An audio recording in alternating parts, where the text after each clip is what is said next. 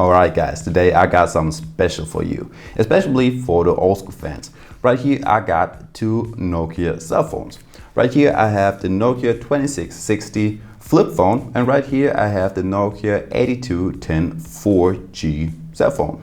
Now, even though it's not mentioned in the name, the flip phone has a 4G connection as well. So today we're not going to compare these ones since they're pretty simple in a lot of ways, and especially about the features. The main difference between these two phones are the specs and the design. So let's start with them. So first up, let's talk about the Nokia 2660 flip phone. So as you can tell, we can just flip this one open to get to the main screen and to your dial pad.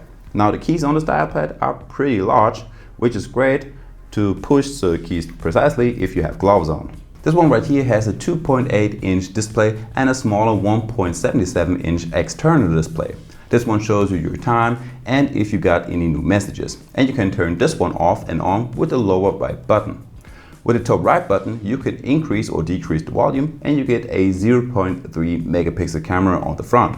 The phone has a 3.5mm mic jack, and you have to charge this one with a micro USB cable. And let me tell you right now, it's not going to be different with the 8210. So let's talk about this one right quick. This one looks a lot more like a traditional phone. It has a big 2.8-inch screen, a simple keyboard with a nice feedback when you press the keys, and once again a 0.3 megapixel camera on the back. So these two phones are just covered in plastic, which makes them pretty light compared to nowadays smartphones like the iPhone 13, just for example.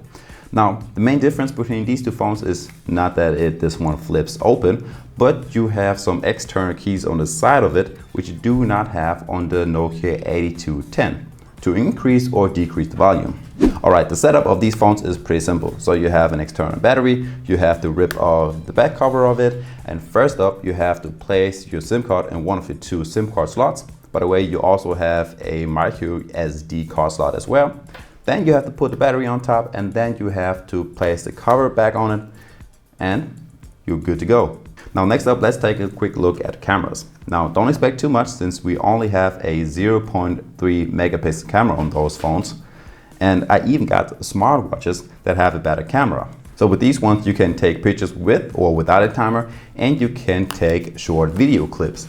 By the way, you could also do a few settings, like you can take pictures in black and white with a green or a blue filter, or you can burst shot that takes a few pictures quickly in a row. Now the only difference between these phones right here is that the flip phone does have a camera on the front side, which the 8210 does not have. This one has a torch, but this one is on top of it.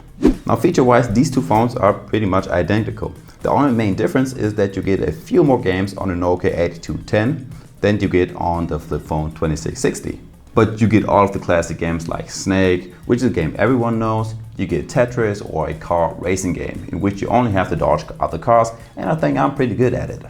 But besides games, you also get a converter that converts euros into dollars, centimeters and inch, and so on. A calendar, which indeed is nice to have, but it takes ages until you can write something, since you got to push keys a couple of times just to type one letter, and I'm pretty lazy. Now there is no WhatsApp on those phones, so your only way to communicate is SMS and MMS. And I forgot how long it actually takes to write a 150 letter SMS. Now you also get a timer, stopwatch and an alarm, a calculator, and a radio/music app. So if you happen to have music files on your computer, then you can transfer them over to your cell phones and you can listen to them like that.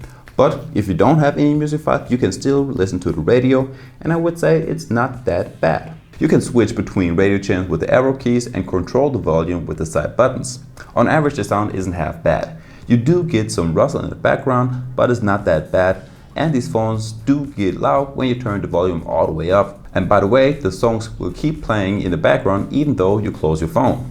And as for last, the internet. So you do have a Facebook app and an internet browser, so it's basically possible to go over to YouTube and maybe use WhatsApp web. And the last thing for today will be the battery life. Now, those phones will last about 26 days on standby time, but since we want to use those phones actually, this will be a little bit less. Now, you can expect like 5 to 10 days of battery life out of it, and that always depends on usage, so it can be a little bit more or it can be a little bit less. Now, if you're straight up talking with these phones, you get about 6 hours of battery life. And guys, that's basically all there is to say for today. So I hope you liked the video. If you did, make sure to like the video and subscribe to my channel. And with that being said, I will see you in the next one. Peace.